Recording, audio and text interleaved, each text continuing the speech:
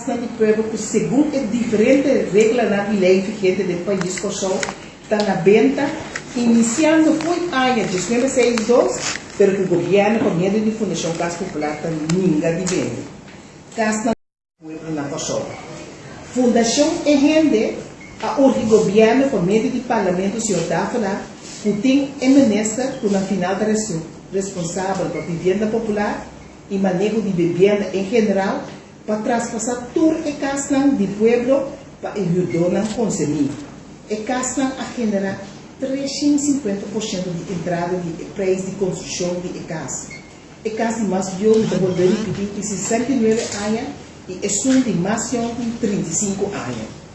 Ele duas prioridades para o pueblo que compra casa de pueblo contra toda regra na lei vigente do país Kosovo. Fundação enrenda los sorpes aqui na hora de corrigir. O governo tem que restituir a placa de massa pagar back, aumentar o interesse de lei e o interesse de retraso. Mestre investigar a fundo como a transação robusta para tomar lugar para meio de uma decisão de execução, uitvoeringsbesluit, para passar de mão de toda instância no controle. Maneira, entre outros, gezaghebbers, secretários, Contraloria General, Governador de Antillas, Jefe de Droga, IDOE, FKP, Jefe de Departamento Jurídico General de Central dos Cantor, Jefe de Departamento de Finanças de Central dos Cantor, Jefe de Domínio.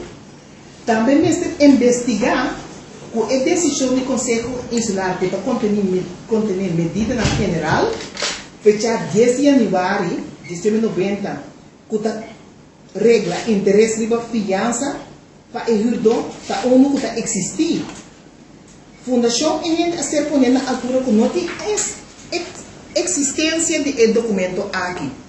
Se a decisão aqui do Conselho Insular não está existir, isso significa que toda a decisão de execução, uitvoeringsbesluit, está completamente ilegal.